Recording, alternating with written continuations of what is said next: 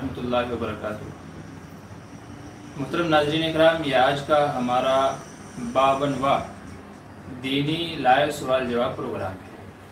ہمارے اس پروگرام کا مقصد یہ ہے کہ ہماری زندگی میں جو روزمرہ مسائل پیش آتے ہیں تو قرآن و سنت کی روشنی میں مختصر طریقے سے یہاں ان کا حل ہو جائے اور ان کا جواب ہو جائے۔ تو ماشاءاللہ آپ لوگ ساتھ دے رہے ہیں اور اس پروگرام کو چلتے ہوئے کہہ لیجیے 52 ہفتے ہو گئے ہیں۔ ہفتے میں ایک دن اتوار کے دن ہمارا یہ پروگرام رہتا ہے، تو 52واں آج کا یہ پروگرام ہے۔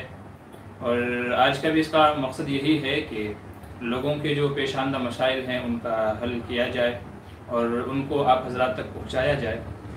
آج کا جو یہ پروگرام ہے اس کی ایک خاص صفت یہ ہے کہ میرے وطن سے میرے والد محترم جناب حضرت اقدس الحاج قاری محمد ہارون بدر صاحب میرے والد ہیں، تو وہ گاؤں سے تشریف لائے ہوئے ہیں۔ تو آج کا یہ پروگرام ہے تو میں نے کہا اس کی شروعات جو ہے والد صاحب کی قرات سے ہو جائے، کیونکہ آپ انشاءاللہ سنیں گے ہی اللہ تبارک و تعالی ہر آدمی کو کوئی نہ کوئی صفت دیتا ہے، کسی نہ کسی صفت سے نوازتا ہے کہ جس کی وجہ سے وہ دوسروں سے ممتاز ہوتا ہے۔ والد ماجد کی الحمدللہ یہ خاص صفت ہے کہ جو ان کی آواز جو قرات ہے وہ کہتے ہیں نا انگلش میں گاڈ گفٹڈ، یعنی خدا کی طرف سے ایک عطا ہے، اللہ تبارک و تعالیٰ کی طرف سے ایک عطائی ہے۔ جو لہجہ قرآن کریم کا پڑھنے کا جو ایک انداز ہے، جیسا کہ قرآن کریم میں بھی کہا گیا ورتل القرآن ترتیلا، کہ قرآن کریم کو ترتیل کے ساتھ میں پڑھو۔ ایک حدیث میں نبی کریم صلی اللہ علیہ وسلم نے ارشاد فرمایا کہ زین القرآن باصواتکم، کہ قرآن کریم کو مزین کرو اپنی آوازوں کے ذریعے سے، یعنی قرآن کو بہترین لب و لہجے کے اندر پڑھیے۔ تو آج کا یہ ہمارا پروگرام ہے، تو انشاءاللہ اس کی شروعات جو ہے وہ اللہ تبارک و تعالیٰ کے کلام سے کریں گے اور میرے والد ماجد کی قرات سے انشاءاللہ ہم آج کے اس پروگرام کی شروعات کریں گے، تاکہ ہمارا یہ پروگرام جو ہے باعث خیر و برکت ہو جائے اور آپ حضرات بھی والد ماجد کی قرات کو سماعت فرمائیں اور بعد میں پھر کمنٹ کر کے بتائیے گا کہ والد ماجد کی قرات آپ کو کیسی لگی ہے۔ تو چلیے بنا دیر کیے ہم انشاءاللہ اس اپنے پروگرام کو شروع کر لیتے ہیں، اور میں والد صاحب سے درخواست کروں گا کہ وہ قرآن کریم کی تلاوت سے ہماری اس محفل کا، ہمارے اس پروگرام کا آغاز فرمائیں اور اس کی شروعات فرمائیں۔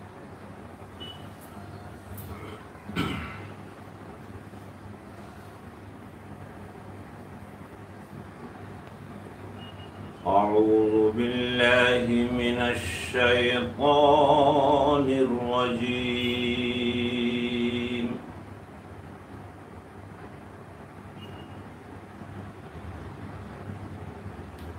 بسم اللہ الرحمن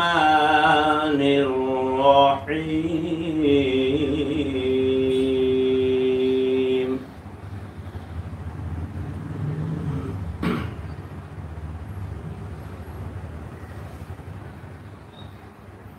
لا يستوي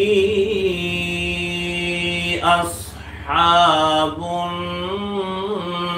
النار وأصحاب الجنة،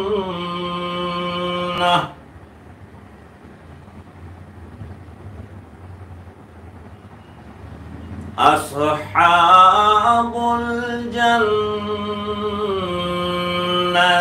هم الفائزون،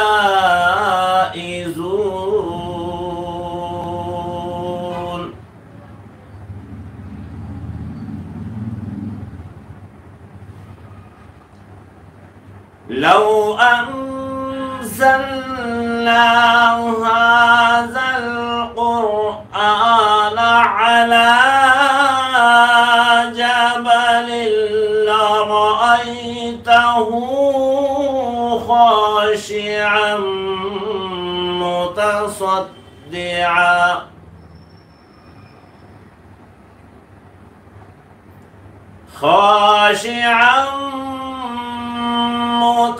متصدعا من خشية الله،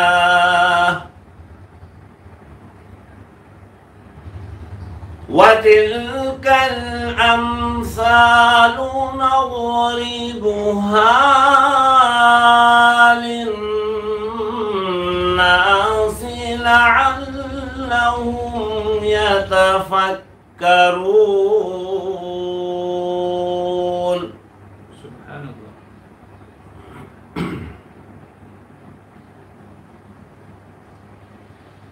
هو الله الذي لا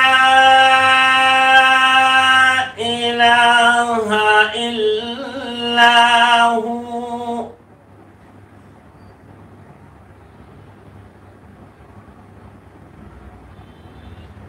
عالم الغيب والشهادة هو الرحمن الرحيم.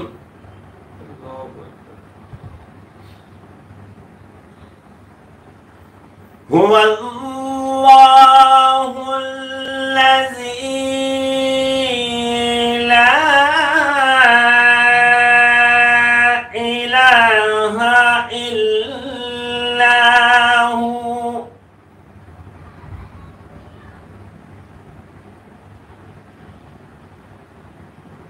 هو الله الذي لا إله إلا هو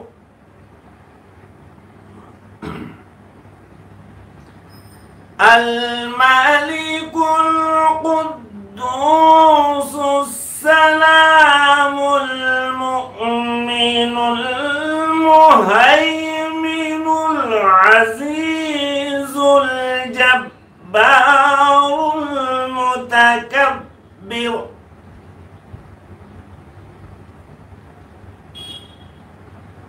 سبحان الله عما يشركون. سبحان الله. الله أكبر.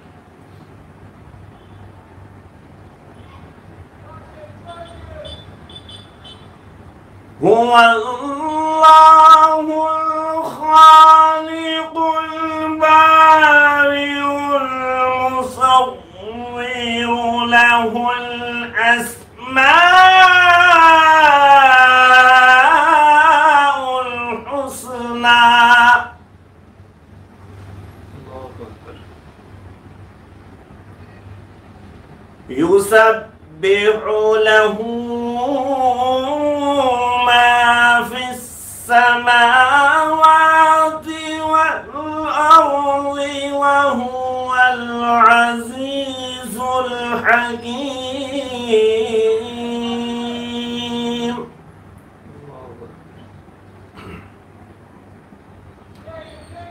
صدق الله العظيم.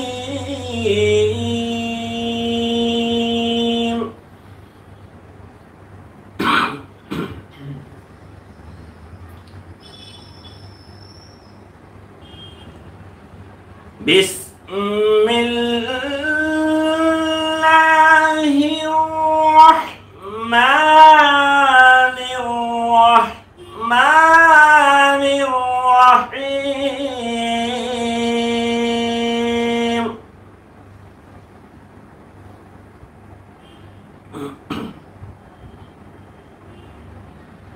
إن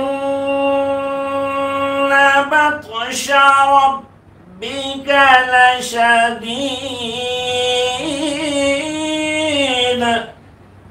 الله أكبر. سبحان الله. إنه هو يبدئ ويعيد.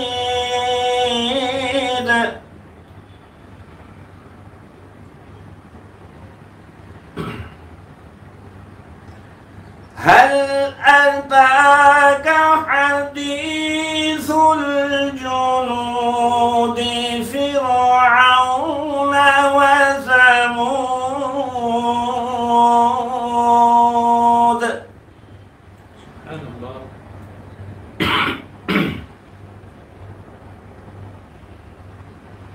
بل الذين كفروا في تكذيب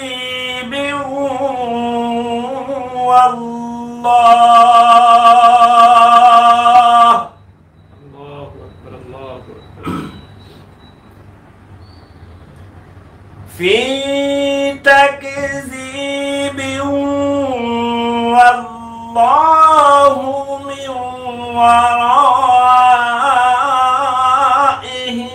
محيط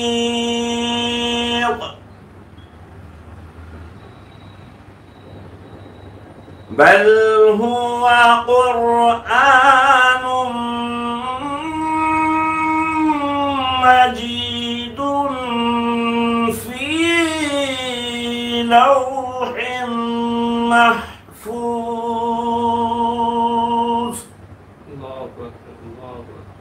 آمنت بالله صدق الله العظيم.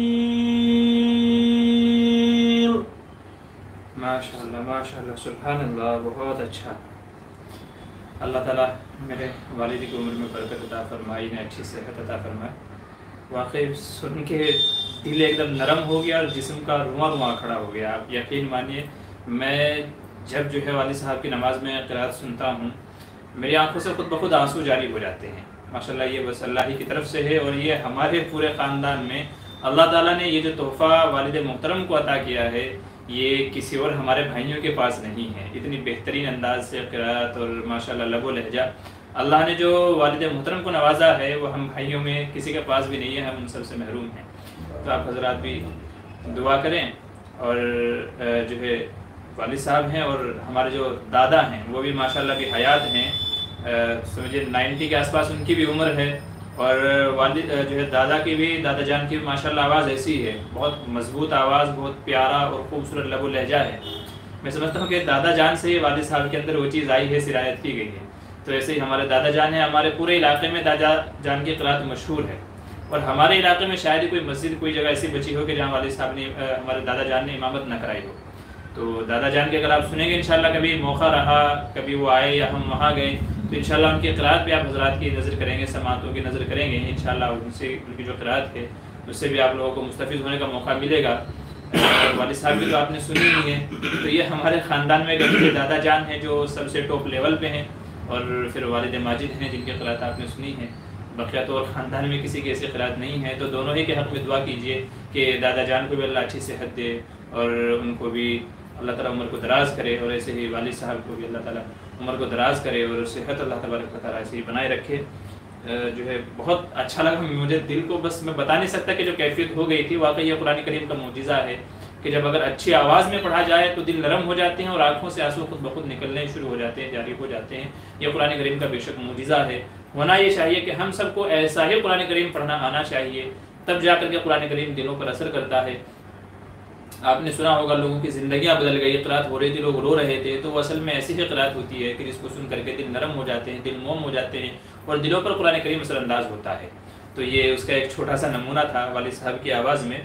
ایک ساتھی پوچھ رہے تھے کہ جی قرات کرتے ہوئے کان میں ادھر ایسے ہاتھ کیوں رکھتے ہیں، تو اس کی کیا وجہ ہے؟ اصل میں اس کی وجہ یہ ہے کہ جب آدمی کان میں انگلی دے لیتا ہے تو اس کی اپنی آواز اس کو کم آتی ہے.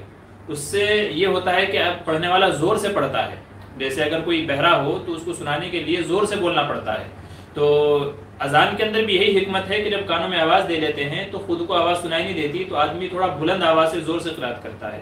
تو قرہ حضرات بھی جو کانوں میں انگلیاں دے کر کے یا ہاتھ رکھ کر کے، جو آپ نے شیخ عبد الباسط صاحب کو بھی سنا ہوگا، تو جو کان پہ ہاتھ رکھ کر کے جو قرات کی جاتی ہے، اس کا ایک مقصد یہ ہوتا ہے کہ آدمی کو خود کو آواز کم آتی ہے تو وہ تھوڑا زیادہ اچھی آواز سے کرتے ہیں، اور ایک ردم بھی ان کو ملتا ہے، ایک انرجی ان کو اس سے ملتی ہے. تو اس وجہ سے یہ ہاتھ رکھ کر کے جو ہے قرآن کریم پڑھا جاتا ہے.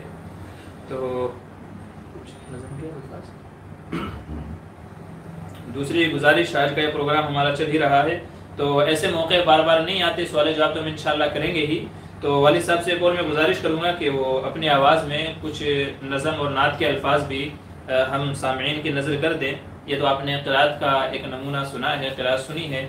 اب کچھ اشعار ہو جائیں، کچھ نظم وغیرہ ہو جائیں والد صاحب کی آواز میں، اس کو بھی سنیے گا آپ انشاءاللہ. پھر سوال جواب کے لیے تو ہمارے پاس کافی وقت ہے، کیونکہ والد صاحب بار بار نہیں آتے ہیں، اور آپ لوگوں کے ساتھ میں ملنے کا اور آپ کو سنانے کا یہ موقع بار بار نہیں ملے گا. تو آج موقع ہے، تو آج ہم لوگ اس سے फ़ायदा उठा लेते हैं इंशाअल्लाह। फिर सवाल जवाब भी हमारे होते ही रहेंगे। तो मैं वालिद साहब से एक और दरख्वास्त और गुजारिश करता हूँ कि कुछ अशार, कुछ नज़म वगैरह हम सामईन को सुना दें। अस्सलामु अलैकुम व रहमतुल्लाहि व बरकातुहू। वालेकुम अस्सलाम।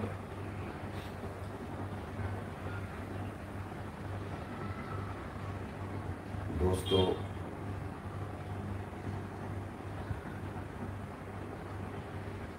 ये एक बहुत पुराने ज़माने से नात शरीफ चली आ रही है और आप इसको सुनते भी रहते हैं, और हकीकत में ये नज़्म जो है उस चीज़ की याद दिलाती है कि जहाँ पे तन्हे तन्हा उस अंधेरे घर के अंदर हम होंगे, जहाँ पर हमारे अजीज़ व अक़ारब हमको ले जाकर छोड़ देंगे, साथ छोड़ देंगे, वापस चले आए। आगे उनकी हिम्मत ही नहीं कि वो आगे जो है साथ दें। कितना भी चहीता हो, कितना भी लाडला हो, प्यारा हो, महबूब हो, करीब हो, वो मंजिल एक ऐसी है कि जो उससे आगे कभी आज तक ना तो कोई गया और ना कोई जाए। तो इसलिए मेरे दोस्तों, हमारे बेटे जो हैं मुफ्ती मामूर बदर साहब, बल्कि उन्होंने तो, मैं तो एक बहुत नाचीज़ खाकसार बंदा हूँ, बहुत ज़्यादा मुझे उठा दिया। खैर ये है कि अल्लाह ताला जो है उनकी ज़बान को मुबारक फरमाए। तो ये है कि हमेशा अल्लाह का शुक्र है आपकी दुआ से कुरान पाक पढ़ने का या उसका एक बहुत शौक़ रहा है। अब ये एक सिलसिला जो चला है उसमें अब तक भी माशाअल्लाह ये चीज़ पहुंच जाती है। ये अल्लाह की एक नेमत है और बरकत है। तो इसलिए मुख्तसर सी एक नज़्म जो है समात फरमाए, हो सके इससे जो है आखिरत की फ़िक्र बन जाए।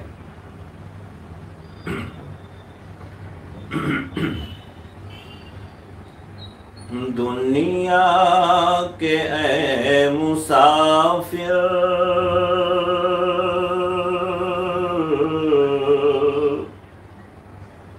दुनिया के ऐ मुसाफिर, मंजिल तेरी कब्र है। दुनिया के ऐ मुसाफिर, मंजिल तेरी कब्र है। तय कर रहा है जो तू, तय कर रहा है जो तू, ये 2 दिन का सफर है। दुनिया के मुसाफिर, मंजिल तेरी कब्र है। तय कर रहा है जो तू, 2 दिन का ये सफर है। दुनिया के मुसाफिर, दुनिया के उस बात को न भूलो, सबका यही हशर है। अंजाम से तू अपने इतना क्यों बेखबर है। दुनिया के मुसाफिर, जब से बनी है दुनिया,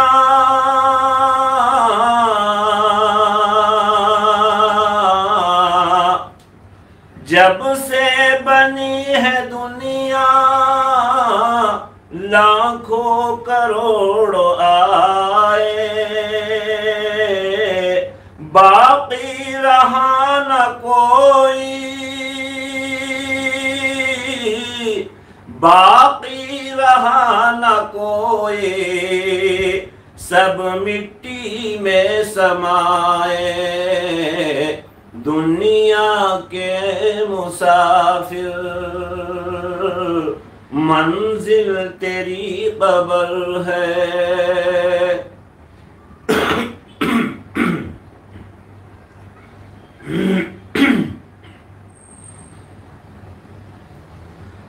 آنکھوں سے تو نے اپنی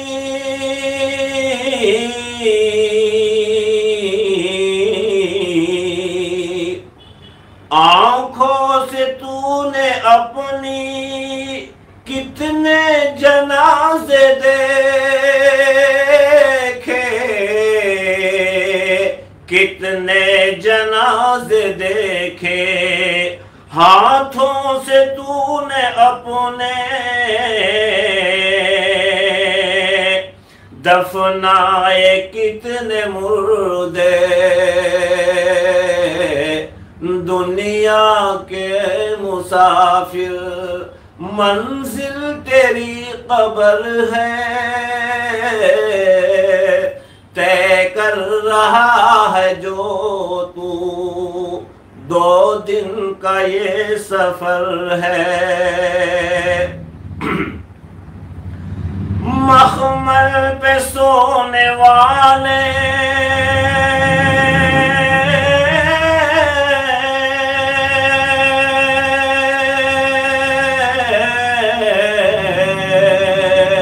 مٹی میں سو رہے ہیں۔ دیکھیں مخمل پہ سونے والے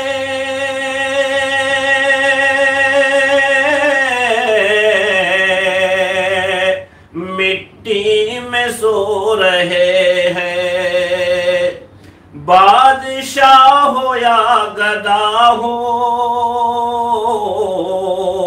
وہاں سب ایک ہوئے ہیں، دنیا کے مسافر منزل تیری قبر ہے،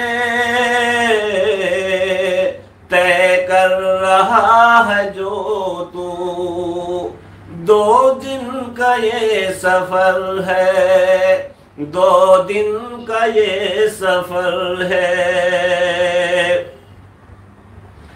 یہ اونچے اونچے محل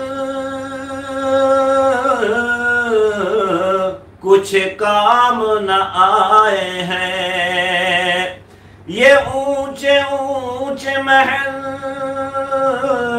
کچھ کام کے نہیں ہیں، یہ عالیشان بنگلے کچھ کام کے نہیں ہیں، مٹی کے پتلے تجھ کو مٹی میں سمانا ہے، دنیا کے اے مسافر ایک دن یہاں تو آیا، ایک دن وہاں تجھ کو جانا ہے، ایک دن یہاں تو آیا اور ایک دن وہاں جانا ہے، ارے نادا تو کر لے سامان سفر ہے، دنیا کے مسافر، دنیا کے مسافر منزل تیری قبر ہے، طے کر رہا ہے جو تو 2 دن کا یہ سفر ہے۔ السلام علیکم۔ السلام ورحمۃ اللہ وبرکاتہ، بہت بہت شکریہ، جزاک اللہ خیر۔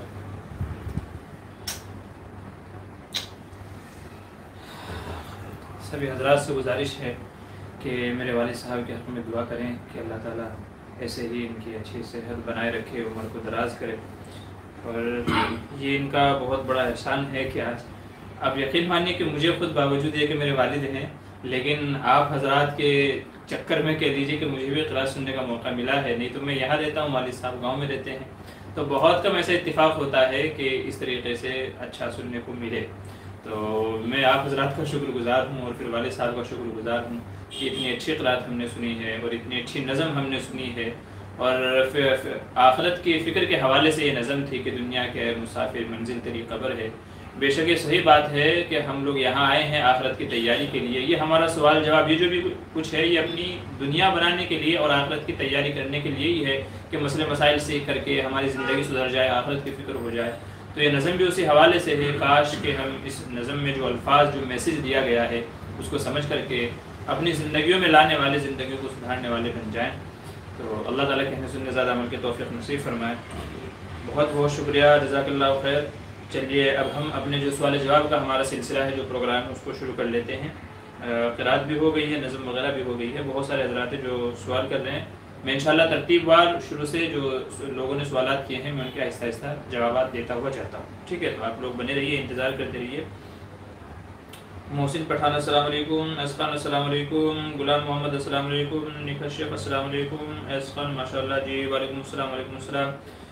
فواز علی حضرت, کیا الگ الگ قرأت کی بھی سند ہوتی ہے؟ جی ہاں, قرأت کی کئی ساری قسمیں ہوتی ہیں, جیسے قرأت حفص ہے اور قرأت کیا کہتے ہیں سبعہ ہے, قرأت عشرہ ہے. سبعہ 7 قرأت, عشرہ 10 والی قرأت. تو قرأت میں بھی الگ الگ کیٹیگری ہوتی ہے. تو جس بندے نے قرأت کا جو لیول کیا ہوا ہوتا ہے, جو کورس کیا ہوا ہوتا ہے, تو اسی کے اعتبار سے اس کو اس کی سند دے دی جاتی ہے.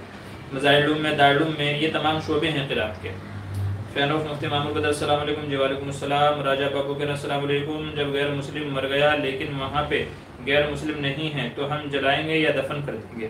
جی ایسے کو صرف دفنا دیا جائے, ایک گڑھا کھود کر کے ان کو دفنا دیا جائے. غیر مسلم ہے, اگر کوئی ان کا انتم سنسکار کرنے والا نہیں ہے, ان کو دفنانے وغیرہ یا ان کے رسم و رواج کے اعتبار سے کوئی اس کو ہینڈل کرنے والا نہیں ہے, تو پھر مسلمانوں کو حکم یہ ہے کہ ایسے غیر مسلم کی میت کو جلایا تو نہیں جائے گا, بس ایک گڑھا کھود کر کے اس میں دفن کر دیا جائے گا. اس کا یہ مسئلہ ہے. سیف السلام علیکم. وعلیکم السلام. ماشاء اللہ. قسمت علی سبحان اللہ. اے ڈی پی اسلامی کا ماشاء اللہ. اور سید عمر حنیف ماشاء اللہ ماشاء اللہ. حضرت بہت پیاری قرأت ہے. جی جزاک اللہ خیر. راجہ بابو, ہم آپ سے بے حد محبت کرتے ہیں, آپ کا ہر ویڈیو بہت اچھا لگتا ہے. جی بہت بہت شکریہ. اللہ آپ کے جان مال میں برکت دے, ایسے ہی محبتوں کو آپ کے حسن نظر کو قائم رکھے.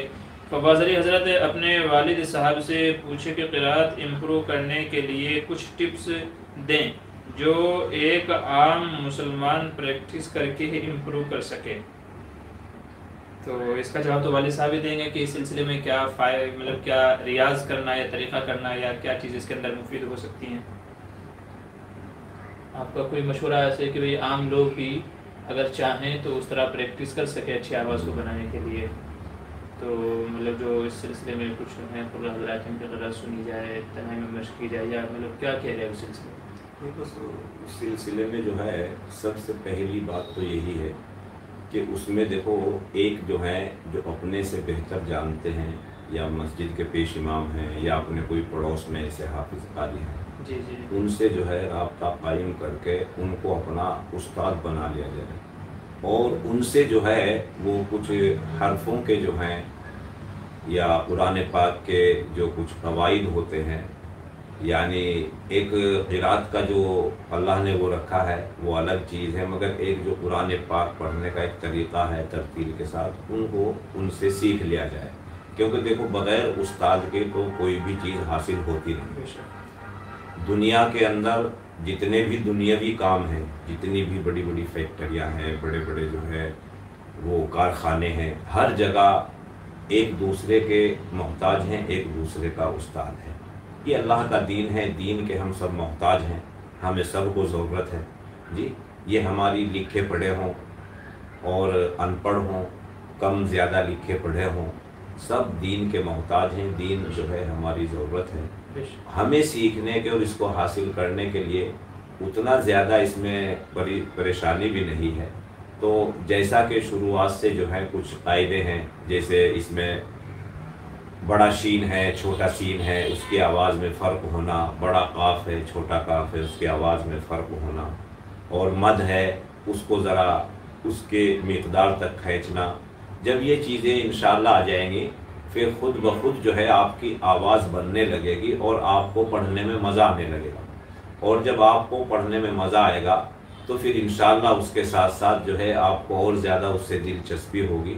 پھر انشاءاللہ آپ جب اس میں قدم رکھیں گے تو پھر انشاءاللہ کوئی رکوع، کوئی سورت جو آپ عام طریقے سے آپ پڑھیں گے اس میں بھی مزہ آئے گا، اور پھر جو ٹھہر ٹھہر کے آپ قرات کریں گے تو اس میں بھی مزہ آئے گا۔ اس لیے آئے گا کہ آپ کو پڑھنے کا وہ طریقہ آ گیا، پھر ایسے ہی آہستہ آہستہ آپ کی آواز بنتی چلی جائے گی، اور جب انشاءاللہ آواز بنتی چلی جائے گی پھر اس میں سے جو ہے ایک لہر، ایک گونج آواز کی انسان کو، پڑھنے والے کو خود بھی آتی ہے، خود بھی جو آتی ہے تو اس کو بھی ایک مزہ آتا ہے، اچھا لگتا ہے۔ جب اس کو اچھا لگتا ہے، پڑھنے کے اندر جو ہے اس کو خوبصورتی نظر آتی ہے، تو پھر ماشاءاللہ اوروں کو بھی جو ہے اس کے پڑھنے سے اور لوگ متاثر ہوتے ہیں اور ان کو خوبصورت لگتا ہے۔ تو بس یہی ہے کہ انشاءاللہ جو ہے اس کے جو ہے قواعد کو سیکھا جائے اور اس کی مشق کی جائے۔ جی ویسے تو یہ بتلایا ہے کہ آپ کو علم حاصل کرنے کے لیے، آج تو ہمارے گھر گھر کے اندر ہے، حافظ ہیں، عالم ہیں، قاری ہیں، اور اس کے علاوہ پڑھانے والے ہیں، جی مسجدیں ہیں، مدرسے ہیں، ان میں سب میں انتظامات ہیں۔ نہیں تو یہ بتلایا ہے کہ آپ علم حاصل کرو، چاہے آپ کو ملک چین کیوں نہ جانا پڑے، یعنی یہ ہماری ضرورت ہے۔ اس کے لیے مٹی، دھول، کنکر، یہ سب چیزیں برداشت کرتے ہوئے اگر آپ کو اس کے سیکھنے کے لیے، اس کو اچھا پڑھنے کے لیے سفر بھی کرنا پڑے، پریشانی، بھوک پیاس بھی برداشت کرنی پڑے، تو اس میں بھی کوئی مذائقہ نہیں، کیونکہ یہ اللہ کا دین ہے، یہ بغیر قربانیوں کے ہم تک نہیں آیا۔ تو جیسے جیسے لیول کی جس وقت میں قربانی دی گئی ہے، تو آج بھی وہی قربانی ہے کہ اپنا گھر چھوڑ کے سیکھنے کے لیے جانا، یا کسی کے پاس بیٹھ کر اس کو معلومات کرنا، اپنا وقت فارغ کر کے، جی ان کے پاس جو ہے اپنا وقت لگا کر کسی چیز کو حاصل کرنا، اگر دل کے اندر تڑپ ہے۔ نہیں تو عام طریقے سے تو ہم سن رہے، موبائل پہ سنتے ہیں، ٹیلی ویژن پہ سنتے ہیں، جی اور ریڈیوز وغیرہ میں سنتے رہتے ہیں، وہ نہیں ہے۔ صرف کیا ہے کہ اس کو سننے کے بعد اس پر عمل کرنا، اس چیز کو حاصل کرنا، چاہے اس میں کتنی بھی تکلیف ہو، کتنا بھی خرچ ہو، کتنی بھی پریشانی ہو۔ تو بس یہی بات ہے۔ انشاءاللہ جب آپ کوشش کریں گے تو پھر الحمدللہ اچھا پڑھنا آ جائے گا۔ جزاک اللہ خیر۔ اللہ تعالیٰ۔ منیر احمد کا اگلا سوال ہے، دکان اور مکان کے ایڈوانس اماؤنٹ کی زکوٰۃ ہے کیا؟ جی ہاں، اس کے ایڈوانس کی زکوٰۃ دینی ہے، اور جس بندے کا وہ روپیہ پیسہ ہے، یعنی میں نے دکان مکان لی ہے تو میں یہ ایڈوانس دیتا ہوں تو میرے اوپر ہی اس کی زکوٰۃ آئے گی، چونکہ وہ رقم میری ہی ہے اور اس کا مجھے ملنا بھی یقینی ہے، تو اس لیے جو دینے والا ہے اسی کے اوپر زکوٰۃ آئے گی۔ آگے چلیے، شاکر جمیل کا سوال ہے، مفتی صاحب، امام صاحب نماز پڑھاتے وقت مقتدیوں کی نیت کیا ہے؟ بس دل میں اتنی نیت کر لے کہ میرے پیچھے جو بھی نماز پڑھ رہا ہے یا پڑھے گا میں اس کا امام ہوں، میرے پیچھے نماز پڑھنے والے تمام مقتدیوں کا میں امام ہوں، وہ چاہے بعد میں آوے، چاہے وہ پہلے سے نماز میں شامل ہو، تو بس مطلق نیت کر لے کہ میرے پیچھے نماز پڑھنے والے تمام مقتدیوں کی میں امامت کر رہا ہوں، بس اتنی نیت کر لے کافی ہے۔ اچھا جی، محسن پٹھان کہہ رہے ہیں، سود کے پیسے کی وجہ سے بس کی پیسے بھی حرام ہوں گے؟ اگر سود کے پیسے کی وجہ سے BS کیا کہہ رہے ہیں آپ؟ ٹھیک ہے، سود سے اگر کوئی کاروبار کیا، بزنس کیا گیا تو اس سے جو منافع آئے گا وہ تو حلال ہوگا، البتہ سود کا پیسہ ہے تو اسے جلدی سے جلدی صدقہ خیرات کر دینا چاہیے چونکہ وہ حرام ہے۔ اور اگر کوئی اور سوال ہے تو اس کو واضح طور پہ دوبارہ لکھیے۔ محمد گلزار، ماشاء اللہ، سبحان اللہ، جی شکریہ، جزاک اللہ۔ راکب پٹیل، ماشاء اللہ، محمد گلزار، آمین۔ مفتی صاحب اکبر دیشمکھ، آمین، جی شکریہ۔ ADP اسلامک، آمین۔ سیفی، ماشاء اللہ، بہت خوب ہے آپ کے والد صاحب کی قرآن، جی شکریہ، جزاک اللہ۔ نکت شیخ، ماشاء اللہ، جی شاکر جمیل کیا کہہ رہے ہیں، اللہ تعالیٰ آپ کے والد محترم اور دادا محترم کی عمر دراز کرے اور ان کا سایہ عاطفت آپ کے اور ہمارے سروں پر تعدیل قائم فرمائے، جی آمین ثم آمین۔ ADP اسلامک، وعلیکم السلام۔ نکت شیخ، اللہ تعالیٰ عافیت فرمائے، جی شکریہ، جزاک اللہ، شکریہ شکریہ، بہت سارے حضرات دعاؤں سے نواز رہے ہیں، شکریہ۔ جی نکت شیخ کہہ رہے ہیں، ہم سب کو بھی دعا میں یاد رکھے، جی بالکل ضرور، اللہ تعالیٰ آپ کی تمام جائز تمناؤں کو پورا فرمائے۔ SK خان کہہ رہے ہیں، اس خان، ماشاء اللہ، کتنی پیاری آواز ہے، جی شکریہ، جزاک اللہ۔ جی شاکر جمیل کہہ رہے ہیں، گاڑی انشورنس کرانا تو مجبوری ہے، دریافت طلب امر یہ ہے کہ انشورنس کمپنی کے ذریعے ایکسیڈنٹ میں ٹوٹی ہوئی گاڑی سے کرانا جائز ہے یا نہیں؟ آپ نے جتنی رقم اس انشورنس میں جمع کی ہے تو اس کے بقدر آپ اپنی گاڑی کا ہرجانہ لینا یا اس کو ریپیئر کرانا، صحیح کرانا، اس کی اجازت ہے، تو ایسا کر سکتے ہیں۔ شیلی عائشہ، ماشاء اللہ، سبحان اللہ، بہت خوبصورت آواز ہے، اللہ पाक आपके वालिद मोहतरम को सेहत वाली लंबी उम्र दे, आमीन आमीन सुम्मा आमीन। जो मोहम्मद गुलजार करें अल्लाह आपके वालिद से राज़ी हो, आमीन जी आमीन। शुक्रिया शुक्रिया, बहुत सारे लोग दुआओं से नवाज रहे हैं, शुक्रिया माशाल्लाह। अल्लाह सबको सेहत दे, आमीन सुम्मा आमीन। अल्लाह ताला आप सब नाज़रीन को भी जो हमारे साथ जुड़े हुए हैं और दीनी मसले मसाइल सीखते रहते हैं, अल्लाह ताला आप तमाम हज़रात की उम्र को भी दराज फरमाए। जी आगे चलिए, और किसका हमारे क्या सवाल है भाई का? यूसुफ कुरैशी माशाल्लाह, बहुत क्या करें जी, शुक्रिया जज़ाकल्लाह, आपकी भी दुआओं का मोहब्बतों का शुक्रिया। और आगे चलिए, अस्सलाम वालेकुम मुफ्ती साहब, हाफिज़ एमडी अबरार, अस्सलाम वालेकुम मुफ्ती साहब, क्या रिंगटोन में नात लगाना सही है या नहीं? रिंगटोन में देखिए बहुत सारी रिंगटोन तो वो होती हैं कि जब हमें फ़ोन आता है किसी का तो हमारे पास वो रिंगटोन बजती है, एक तो वो है, और दूसरी ये कि जब हमें कोई फ़ोन करता है तो सुनने वाले को रिंगटोन सुनाई देती है। तो दोनों का मसला यही है कि नात वगैरह रिंगटोन नहीं रखनी चाहिए, नात वगैरह रिंगटोन नहीं रखनी चाहिए, ये बेहतर है। क्योंकि बाज़ दफ़ा ऐसा होता है कि हम टॉयलेट में चले गए या किसी और इस तरह के काम में मशगूल हैं, किसी ऐसी जगह हैं और हमारे पास फ़ोन आना शुरू हुआ, अब नात के जो अल्फाज हैं वो जब सुनाई देंगे तो वो बेदबी के ज़ुमरे के अंदर आएंगे, तो इसलिए मुनासिब नहीं है कि रिंगटोन रखी जाए। यही हाल उसका है कि जो उधर से फ़ोन कर रहा है तो वो जब फ़ोन करेगा तो बीच नात में ही वो फ़ोन उठा लेगा, तो नात के अल्फाज मुकम्मल नहीं होंगे, तो वो भी मुनासिब नहीं है। तो इसलिए बेहतर ये है कि रिंगटोन वगैरह सादी सिंपल रखी जाए। नाते हों तो उनको भी नहीं रखना चाहिए, और गाने वगैरह रखना तो हराम है, गाने वगैरह रखना तो हराम है, नात वगैरह को भी नहीं रखना चाहिए, सादी सिंपल रखनी चाहिए। चूँकि फ़ोन का मकसद ये है कि भाई आदमी को इत्तिला हो जाए कि किसी का फ़ोन आ रहा है, तो उसके लिए सादी सिंपल जो रिंगटोन है उनका इस्तेमाल करना चाहिए। अच्छा आगे चलिए, सलमान खान कह रहे हैं, एक आदमी अपनी बीवी से कहता है अगर लड़की हो गया तो तलाक, अगर लड़का हुआ तो एक तलाक, अब दोनों हो गए एक साथ, एक लड़की और एक लड़का, तो कितनी तलाक वाक़ई होंगी? भाई मसला जो है वो थोड़ा पेचीदा है, फिलहाल जहन में नहीं है। इंशाल्लाह आप मुझे वीडियो के कमेंट में छोड़ दीजिएगा, बाद में इंशाल्लाह मैं आपको इसका जवाब दे दूँगा, ठीक है। आगे चलिए, किस्मत अली कहना, अस्सलाम वालेकुम रहमतुल्लाहि व बरकातुहू। मुफ्ती साहब, इमाम नमाज पढ़ा रहे हैं, किसी वजह से उनको वहाँ से हटना पड़ गया, तो पीछे वाला कहाँ से शुरू करें? जहाँ से इमाम साहब ने छोड़ी है नमाज को उससे आगे कंटिन्यू करेंगे। जहाँ से भी इमाम साहब ने नमाज को छोड़ा है और पीछे वाले को अपनी जगह कायम मकाम बना करके खड़ा किया है, तो उससे आगे वाले मतलब उससे आगे नमाज को कंटिन्यू किया जाएगा। शुरू से नहीं पढ़ाएंगे, बस वहीं से आगे कंटिन्यू किए जाएंगे। शर्त यह है कि जिसको पीछे से आगे किया है उसको नमाज के मसाइल और आगे बिना के मसाइल उसको मालूम होने चाहिए।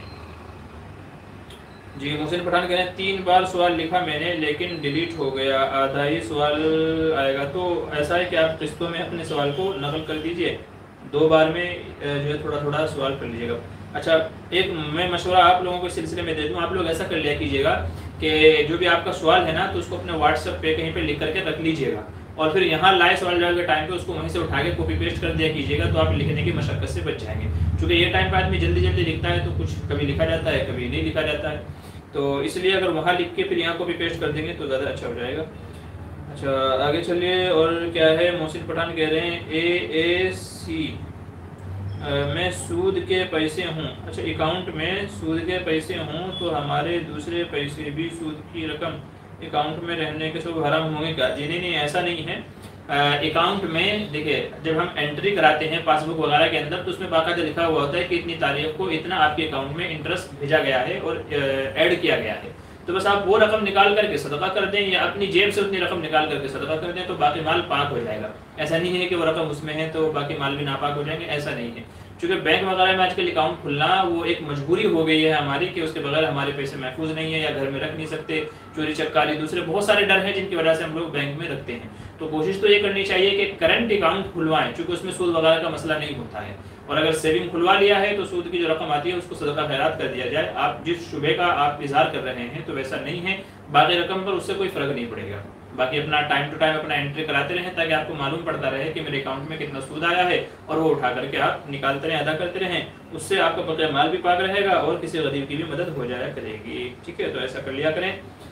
जी ताहिर सवेर MD करें, अस्सलाम वालेकुम, प्राइवेट कंपनी में बैंक के प्रोजेक्ट में काम करना कैसा है? देखिए, बैंक के अक्सर मामला सूदी होते हैं कहीं ना कहीं जा करके।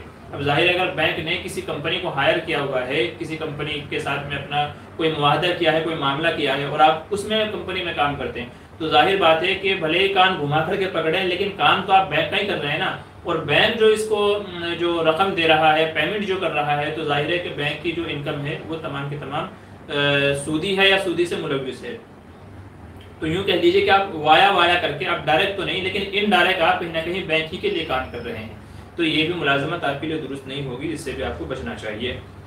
ابو سید انصاری السلام علیکم، مفتی صاحب شیطان سے کیسے بچیں؟ بھی شیطان سے بچنے کا یہ ہے کہ اللہ کی پناہ میں آ جائیں، اور جو دعائیں ہیں وہ ان دعاؤں کو آپ پڑھتے رہیں۔ اعوذ بکلمات اللہ التامات من کل شیطان وہامۃ ومن کل عین لامۃ، یہ دعائیں ہیں، یا جو اور دوسری دعائیں حدیث مبارکہ میں نبی کریم صلی اللہ علیہ وسلم نے شیطان مردود کے فتنے وسوسے سے بچنے کے لیے جو دعائیں بتائی ہیں تو ان کا اہتمام کرنا چاہیے، اور ہر وقت دعا مانگتے رہنا چاہیے، یا اللہ میں شیطان مردود سے تیری پناہ چاہتا ہوں، اعوذ باللہ من الشیطان الرجیم، اسی کا ترجمہ ہے کہ یا اللہ میں آپ کی پناہ چاہتا ہوں شیطان رجیم سے، شیطان مردود سے۔ تو دعاؤں کا اہتمام کریں، اللہ کا ذکر دھیان میں رکھیں، اور موت کو ہر وقت ہمیشہ یاد رکھیں، تو انشاءاللہ گناہوں سے بچنا آسان ہو جائے گا، شیطان سے بچنا آسان ہو جائے گا، ٹھیک ہے۔ محمد گلزار کہہ رہے ہیں آپ کے والد صاحب کے نام کیا ہے مفتی صاحب؟ جی میرے والد محترم کا نام ہے قاری محمد ہارون بدر صاحب، قاری محمد ہارون بدر صاحب میرے والد محترم کا نام ہے جی۔ اگرچہ ہمارے دیار میں والد صاحب کا نام لینا ایک اعتبار سے بے ادبی کے زمرے میں آتا ہے، گاؤں دیہات میں ایسا ہی ہوتا ہے کہ والد صاحب کا نام لے کر کے نہیں پکارا جاتا ہے، تو آپ نے پوچھا ہے اس لیے میں بتا رہا ہوں، حالانکہ اگرچہ علماء نے بھی ادب یہی بیان کیا ہے کہ بڑوں کو نام سے نہیں پکارنا چاہیے، بلکہ کوئی ان کے لیے جو معزز لفظ ہو، جو عظمت اور تکریم والا جو لفظ ہو، اس لفظ سے ان کو بلانا چاہیے، اگر کبھی یعنی مخاطب کرنا چاہیے اگر کبھی اس کی ضرورت پڑے، چونکہ بڑوں کا اکرام کرنے کا، بڑوں کی تعظیم کرنے کے الگ فائدے ہیں، الگ برکتیں ہیں، اور حدیث میں نبی کریم صلی اللہ علیہ وسلم نے بھی ارشاد فرمایا کہ من لم یوقر کبیرنا فلیس منا، کہ جو ہمارے بڑوں کی تعظیم نہ کرے تو اس کا ہم سے کوئی تعلق نہیں ہے۔ تو بڑوں کی تعظیم میں جہاں ان کا ادب و احترام کرنا ہے، تو وہاں پر یہ بھی اس کے اندر داخل ہے کہ ان کو اچھے لقب سے یا اچھے طریقے سے ان کو پکارا جائے، بے ادبی والے اس میں نہیں پکارا جائے، اسی لیے قرآن کریم میں منع کیا گیا ولا تقل لهما اف ولا تنهرهما، کہ ان کو اف یا اس طرح کا جو جملہ جو ان کی شان میں بے ادبی شمار ہوتا ہو، تو اس طرح کے جملے سے بھی ان کو مخاطب نہیں کرنا چاہیے۔ جی محمد پوچھ رہے ہیں بلی کی خرید و فروخت کرنا کیسا ہے؟ جی گنجائش ہے، خرید و فروخت کر سکتے ہیں، کیونکہ بلی کو پالنے کی علماء نے اجازت دی ہے، تو اس کی خرید و فروخت کی بھی اجازت ہوگی۔ اے ڈی بی اسلامی کہہ رہے ہیں بینک میں روپیہ فکس کرنا کیسا ہے؟ جی فکس ڈپوزٹ کبھی کبھی اگر آپ کو ضرورت ہے واقعی، جیسے میں نے کہا چوری چکاری یا کوئی اور وجہ ہے اس کی، اس طرح کا کوئی ڈر ہے، تو آپ بینک میں ڈپوزٹ کر دیجئے، گنجائش ہو جائے گی اس کی، جیسے اکاؤنٹ کھلوانے کی گنجائش ہے ایسے فکس ڈپوزٹ کی بھی۔ لیکن اگر آپ کو ضرورت نہیں ہے، آپ کا پیسہ کسی اور دوسرے ذریعے سے بھی محفوظ رہ سکتا ہے، سیف رہ سکتا ہے، تو پھر فکس ڈپوزٹ کی کیا ضرورت ہے؟ یاد رکھیں ہمارے دیار میں بہت سارے لوگ کیا کرتے ہیں، فکس ڈپوزٹ اس لیے جمع کرا دیتے ہیں چونکہ اس سے ایک بڑی سود کی رقم ہمارے پاس آتی ہے، اور لوگ اس سود کی رقم کو استعمال کرتے ہیں۔ یاد رکھیے اس نیت سے اگر کوئی فکس ڈپوزٹ جمع کراتا ہے تو پھر وہ حرام ہے، پھر وہ جائز نہیں ہوگا۔ تو اگر مجبوری ہے تو مجبوری میں تو گنجائش ہوگی، ٹھیک ہے، اور اگر کوئی مجبوری نہیں ہے تو پھر فکس ڈپوزٹ نہیں کرانا چاہیے، اس رقم کو کہیں اور لگا دینا چاہیے کاروبار میں، تجارت میں، تاکہ اس سے حلال آمدنی ہماری شروع ہو جائے۔ راجہ بابو کہہ رہے ہیں نظر لگ جائے تو کیا پڑھ کے دم کر سکتے ہیں؟ جی نظر کی دعا میں نے ابھی بھی عرض کی تھی، ایک دعا تو یہ ہے کہ جس سے بچوں کو نظر نہ لگے، ایک دعا تو یہ ہے ربی اعوذ بک من ہمزات الشیاطین واعوذ بک ربی ان یحضرون، ایک دعا تو یہ ہے کہ اس کو پڑھ کر کے دم کر دینا چاہیے، نیٹ پہ آپ سرچ کریں گے تو آپ کو مل جائے گی۔ دوسری دعا ہے وَإِن يَكَادُ الَّذِينَ كَفَرُوا لَيُزْلِقُونَكَ بِأَبْصَارِهِمْ لَمَّا سَمِعُوا الذِّكْرَ وَيَقُولُونَ إِنَّهُ لَمَجْنُونَ، یہ قرآن کریم کی آیت ہے، اس کو پڑھ کر کے دم کرنا چاہیے۔ تیسری چیز ہے اس سلسلے میں اعوذ بکلمات اللہ التامات من کل شیطان وہامۃ ومن کل عین لامۃ، یہ تیسری دعا ہو گئی ہے۔ اسی کے ساتھ میں آیت الکرسی آپ پڑھ لیجئے، اور اسی کے ساتھ میں 7 مرتبہ سورہ فاتحہ پڑھ لیجئے۔ یہ وہ تمام مضبوط دعائیں ہو گئی ہیں کہ بھلے سے بھلی نظر کیوں نہ ہو، انشاءاللہ وہ ان دعاؤں کے ذریعے سے آپ کی نظر اتر جائے گی، کیونکہ نظر بہت بری چیز ہے۔ حدیث میں کہا گیا کہ اونٹ کو بھی ہنڈیا میں پہنچا دیتی ہے، اور ایک حدیث میں کہا گیا کہ میری امت میں سب سے زیادہ موتیں نظر لگنے کی وجہ سے ہوگی، اس لیے کہا گیا ہم کو تلقین کی گئی کہ جب کسی اچھی چیز کو دیکھیں تو ماشاء اللہ لا قوت الا باللہ کہہ لیا کریں، تاکہ نظر کا جو نقصان ہے، سائیڈ ایفیکٹ ہے، اس سے سامنے والا بچ جائے۔ تو یہ کچھ دعائیں ہیں نظر کے سلسلے میں، انشاءاللہ ان دعاؤں کا اہتمام کر لیں گے تو ہر بری نظر سے آپ کیا ہو جائیں گے، محفوظ ہو جائیں گے۔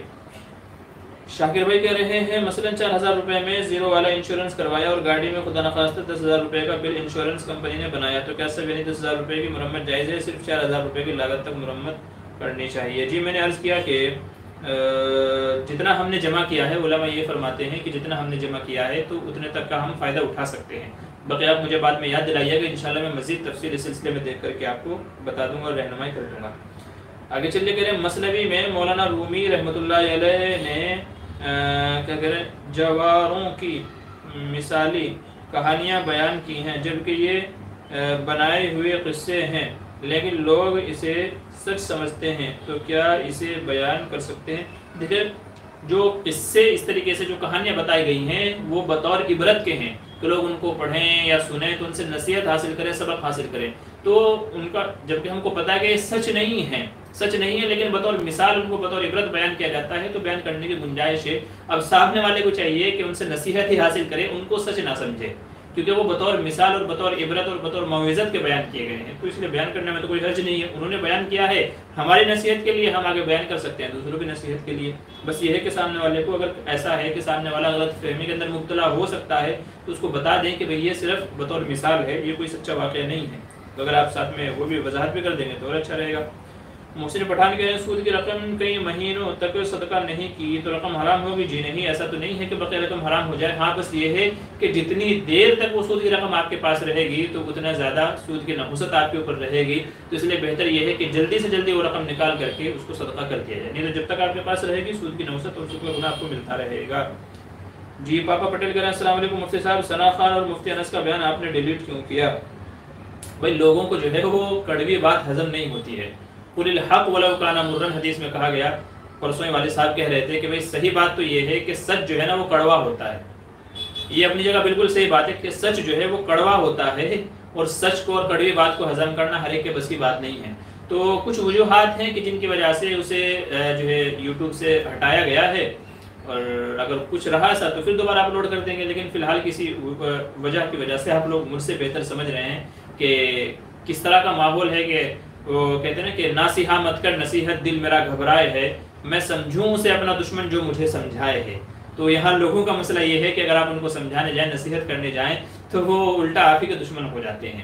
تو اس لیے کہ ہمارا تو یہ ہو کہ قرآن کریم میں کہا گیا بذکر فإن الذکریٰ تنفع المؤمنین، کہ نصیحت کرتے رہیں، سمجھاتے رہیں تاکہ لوگوں کو نصیحت حاصل ہو، لیکن کبھی کبھی کڑوی باتیں جو ہے نا بجائے نصیحت کے وہ ان کا الٹا ریئیکشن ہو جاتا ہے، آدمی سمجھ لیتا ہے کہ شاید مجھ سے کوئی دشمنی ہے، کچھ اور مسئلہ ہے، تو کچھ ان کے اب مصلحت کے لحاظ جو چاہے آپ کہہ رہے تو ان کی وجہ سے کچھ وقت کے لیے اس بیان کو ہٹا دیا گیا ہے، ڈیلیٹ تو نہیں کی ہے تو بھی یوٹیوب پہ، لیکن وہ آپ لوگوں کو شو نہیں ہوگی، تو بس یہی وجہ ہے اور کچھ نہیں ہے۔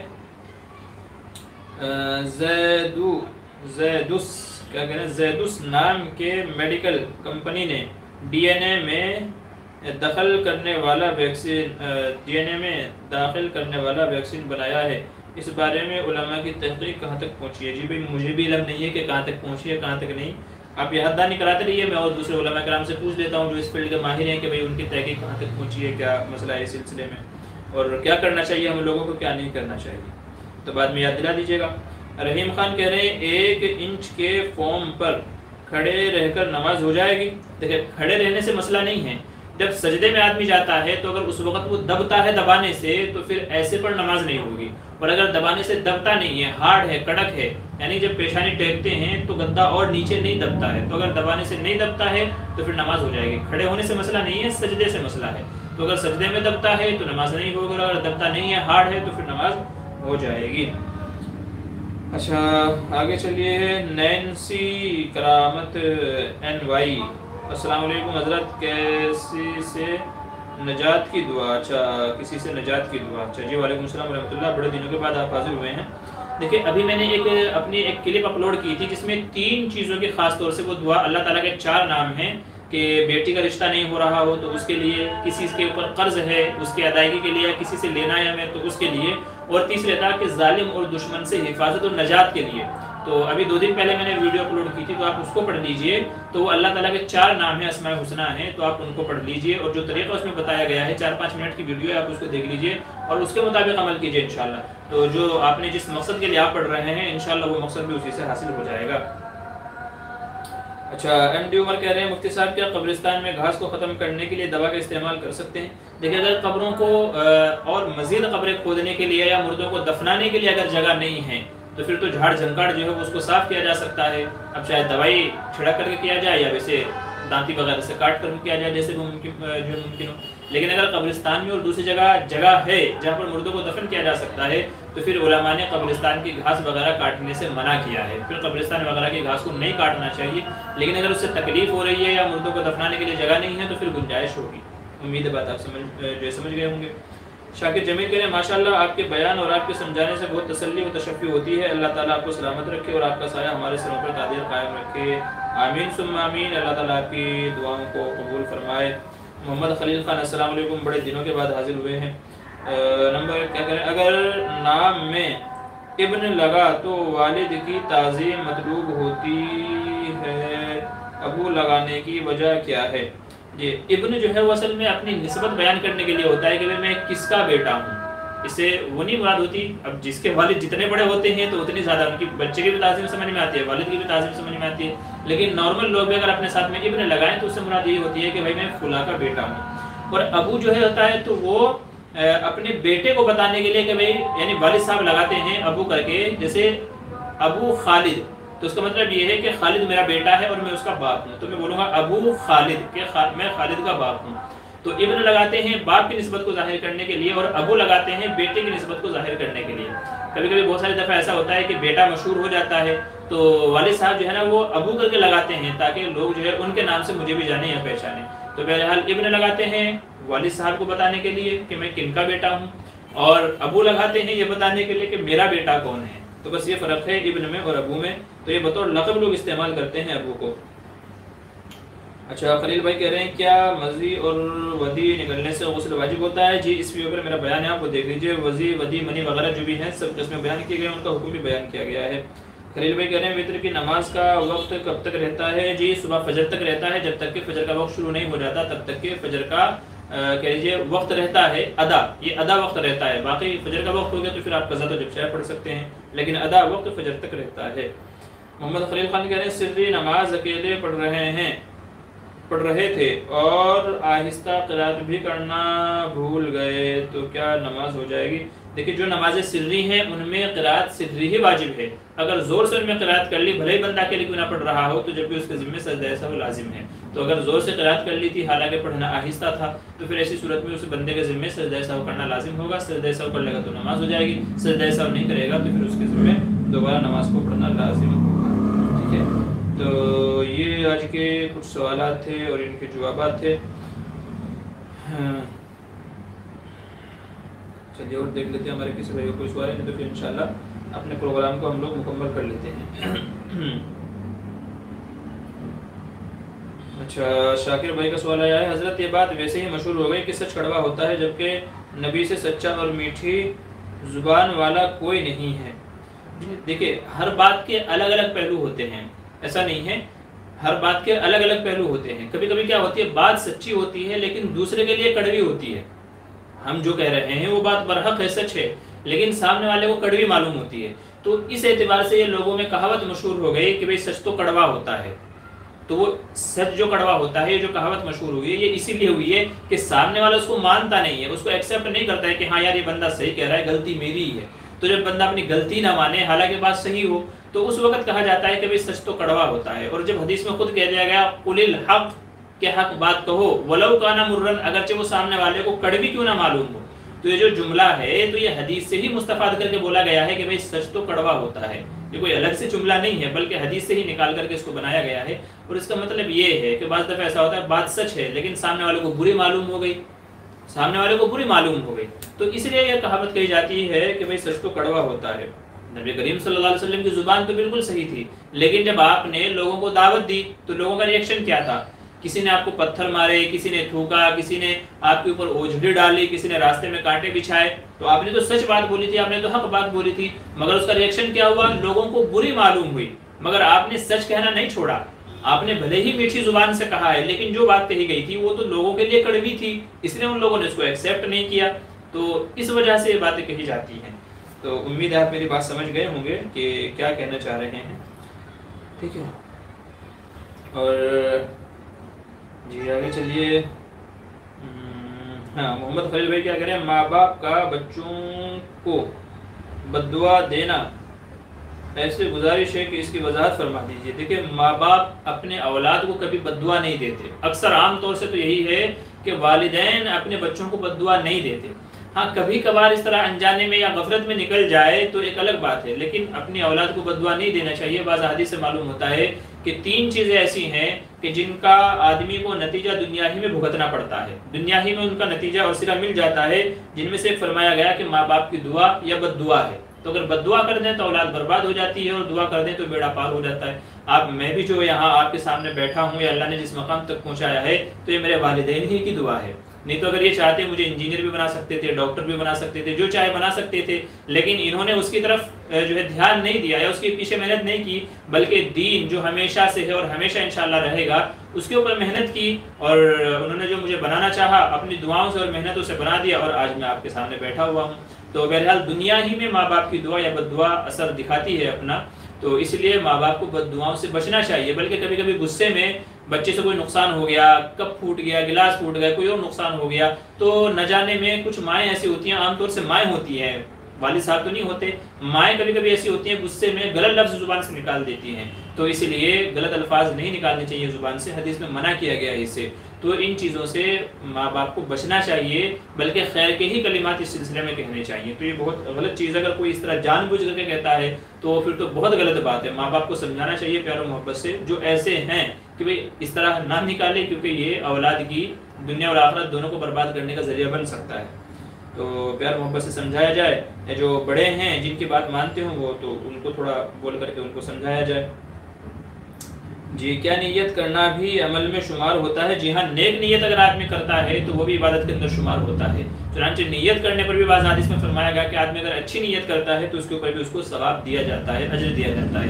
تو اس لیے بھلے عمل کرے گا تو اور زیادہ ثواب ملے گا، عمل کرے گا تو اور زیادہ ثواب ملے گا، لیکن نیت کرے گا تو بھی اس کو ثواب ملتا ہے۔ تو اس لیے اچھائی کی یہ بھی ایک اچھائی ہے کہ اگر آدمی اچھا ارادہ کرتا ہے، نیت کرتا ہے، تو اللہ تعالیٰ اس کے اوپر بھی اجر عطا فرماتے ہیں۔ جی شاکر جمیل سبحان اللہ، کا بہترین جواب دیا جی، شکریہ جزاک اللہ شاکر جمیل جی، بالکل بہت اچھی طرح بات سمجھ میں آ گئی ہے، ٹھیک ہے جی جزاک اللہ۔ محمد خلیل خان کہہ رہے ہیں امام حسن اور حسین میں بڑے کون تھے عمر میں؟ جی جو حضرت حسن تھے، حضرت حسن رضی اللہ عنہ وہ بڑے تھے، اور حضرت حسین رضی اللہ عنہ وہ عمر میں چھوٹے تھے۔ تو حسین رضی اللہ عنہ یہ عمر میں چھوٹے تھے، حضرت حسن رضی اللہ عنہ یہ عمر کے اعتبار سے بڑے تھے۔ بہت سارے لوگ یہ کنفیوز کا شکار رہتے ہیں، یہ صحیح میں نہیں رہتے۔ بہت سارے لوگ حضرت حسین رضی اللہ عنہ کو بڑے سمجھتے ہیں، کیوں؟ کیونکہ ان کی قربانیاں زیادہ ہیں، حالانکہ حضرت حسن رضی اللہ عنہ کی بھی قربانیاں کم نہیں ہیں، لیکن حضرت حسین رضی اللہ عنہ کے ساتھ میں جو کربلا کا واقعہ پیش آیا، انہوں نے ان کا مقام و مرتبہ اس قدر بڑھا دیا، اور اس قدر ان کا مقام و مرتبہ بڑھا دیا ہے اس عمل نے، کہ لوگ یہ سمجھنے لگے ہیں کہ جیسی بڑی قربانی ان کی تھی تو شاید عمر کے اعتبار سے بھی وہ بڑے تھے، حالانکہ ایسا نہیں ہے۔ حضرت حسن رضی اللہ عنہ بڑے تھے اور حضرت حسین رضی اللہ عنہ چھوٹے تھے۔ اللہ تعالیٰ جو ہے دونوں کو نوجوانوں نے جو ہے جنت کے سردار ہیں، جنت کے نوجوانوں کے سردار ہیں، تو ہم اگر دعا کریں گے تو ان کے رفع درجات کا ہی وہ جو ہے ذریعہ ہوگا، نہیں تو ہماری اس کی تو ان کو ضرورت ہی نہیں ہے، وہ تو بخشائے ہیں۔ حضور صلی اللہ علیہ وسلم نے ان کو جنت کے نوجوانوں کا سردار کہا ہے، تو ظاہر ہے کہ ہم تو بلکہ ان کے طفیل دعا کر سکتے ہیں کہ اللہ تعالیٰ ان کے طفیل، ان کے قربانیوں کے طفیل ہم سب کی بھی مغفرت کے فیصلے فرمائے۔ جی شاکر جمیل کا حضرت ملاقات کی تمنا ہے، کیسے ممکن ہے؟ جی بھائی میں تو ممبئی میں رہتا ہوں، جوگیشوری میں، تو کبھی اگر آپ کو ادھر یہاں پہ آنا ہو یا آپ کہیں آس پاس میں رہتے ہوں تو آپ ارادہ کیجئے، جب آنے والے ہوں تو ہمیں فون کر دیجیے گا، انشاءاللہ تو ملاقات آپ سے ہو جائے گی۔ تو بس یہی طریقہ ہے، یا پھر آپ جہاں رہتے ہیں کبھی اگر اتفاق سے ہمارا وہاں آنا ہوا تو انشاءاللہ پھر ہم کوشش کریں گے کہ آپ لوگوں سے ملاقات ہو جائے۔ تو چلیے یہ تھا آج کا ہمارا پروگرام، 52واں نئے سوال جواب پروگرام تھا، اور یہ جو کسی وجہ سے مصلحت کی وجہ سے یہ پروگرام ہم نے مغرب کے بعد رکھا تھا۔ آنے والا جو ہفتہ ہے تو دیکھیں گے، اگر یہ جو وقت ہے ہمارا کافی ہو جاتا ہے سوال جواب کے لیے تو انشاءاللہ مغرب بعد رکھیں گے، نہیں تو پھر اپنا جو عشاء کے بعد کا ہمارا سلسلہ چلا آ رہا ہے تو انشاءاللہ وہی کنٹینیو کریں گے۔ تو بہرحال مجھے لگتا ہے کہ شاید وقت یہ کافی رہے گا، تقریباً 1-1.25 گھنٹہ ہم کو مل جاتا ہے مغرب کے بعد میں، تو امید ہے کہ مسئلے ہمارے حل ہو سکتے ہیں۔ باقی جو لوگ آگے پیچھے ہو جاتے ہیں تو ان سے گزارش ہے کہ وہ اپنا یا تو آخر میں آگے پروگرام جوائن کر لیں، یا تو شروع میں جو بھی ان کے سوال وغیرہ رہیں تو اپنے مسئلے مسائل کو حل کر کے پھر جس کی جو ضرورت ہو، جہاں جانا ہو نماز کے لیے کسی اور دوسرے اس کے لیے، تو وہ جا سکتا ہے، کوئی مذائقہ نہیں ہے۔ اچھا فین آف مفتی معمر بدر ماشاءاللہ جی شکریہ جزاک اللہ۔ MRTZ کہہ رہے ہیں مفتی صاحب السلام علیکم، خیریت سے ہیں جی؟ اللہ کا احسان ہے، وعلیکم السلام۔ شاکر جمیل کہہ رہے ہیں میں تو اتراکھنڈ کے لکسر میں رہتا ہوں۔ اچھا جی انشاءاللہ دیکھیں کبھی اگر سہارنپور آنا ہوا ہمارا تو آپ رابطے میں رہیے گا تو آپ تک اطلاع پہنچی جائے گی کسی نہ کسی ذریعے سے۔ سہارنپور ہم آئے تو وہاں سے اتراکھنڈ سے نزدیک ہے، آپ آ سکتے ہیں ملاقات کے لیے۔ جی روڑکی کے پاس میں جی والد صاحب ماشاءاللہ ایک زمانے تک ادھر جو ہے روڑکی اتراکھنڈ وغیرہ میں وہاں پہ کافی وقت تک والد صاحب نے امامت کی خدمات انجام دی ہیں۔ تو والد صاحب کا وہ وقت میں نوجوانی کا زمانہ تھا تو کافی وقت انہوں نے گزارا ہے، اور ادھر کے جو علاقے وغیرہ ہیں آپ نے ذکر کیا، والد صاحب نے بتا دیا کہ ہاں فلاں جگہ پہ ہے اور انہوں نے امامت بھی کی ہے، تو ادھر بھی خدمات انجام دی ہیں والد صاحب نے۔ جی چلیے جزاک اللہ خیر جی۔ تو چلیے ہم اپنے اس پروگرام کو مکمل کرتے ہیں انشاءاللہ، پھر اگلے ہفتے آپ سے ملاقات ہوگی۔ اگر تب تک والد صاحب رہے تو پھر انشاءاللہ والد صاحب کی قرات سے پھر اس پروگرام کو شروع کریں گے، اور اگر والد صاحب کا سفر ہو گیا تو پھر اللہ تعالیٰ جب موقع دے گا تو جب دیکھیں گے۔ جی کیا کہہ رہے ہیں شاکر بھائی میں بھی مظاہر علوم سے ہی فارغ ہوں۔ اچھا بہت اچھی بات ہے ماشاءاللہ جی، ہم نے بھی مظاہر علوم سے فراغت حاصل کی تھی، بہت اچھی بات ہے۔ تو ساتھی ہو گئے، ہم نے بھی مظاہر سے پڑھا ہے، آپ نے مظاہر سے پڑھا ہے، تو مدرسے کے ساتھی ہو گئے۔ خیر چلیے ابھی اجازت دیجیے، آپ کی بھی نماز کا وقت ہو رہا ہوگا اور ہمیں بھی نماز کی تیاری کرنی ہے، تو آپ حضرات میرے حق میں، میرے والد محترم کے حق میں، میری والدہ کے حق میں، اور جو بھی ہمارے لواحقین ہیں ان سب کے حق میں دعا کیجیے کہ اللہ سب کو اچھے سے رکھے، صحت و عافیت کے ساتھ رکھے۔ نہ جانے کس کی دعا کس کے حق میں قبول ہو جائے، تو اس لیے ایک دوسرے کے حق میں دعائیں کرتے رہیں، ٹھیک ہے؟ تو چلیے اب آپ سے اجازت چاہتے ہیں، یہ آج کا ہمارا 52واں پروگرام تھا انشاءاللہ، 53ویں پروگرام میں پھر آپ سے ملاقات ہوگی اگلے اتوار کو۔ اس بیچ میں اگر آپ کو کوئی سوال وغیرہ رہ جائے تو آپ کسی بھی لیٹسٹ ویڈیو کے کمنٹ میں آپ وہ سوال پوچھ سکتے ہیں، انشاءاللہ اس کو دیکھ کر کے اس کا جواب ویسے دے دیا جائے گا۔ باقی ہمارے پروگرام تو انشاءاللہ سنڈے کو رہتا ہے۔ تو چلیے اجازت دیجیے، پھر ملاقات ہوگی آپ سے۔ السلام علیکم ورحمۃ اللہ وبرکاتہ۔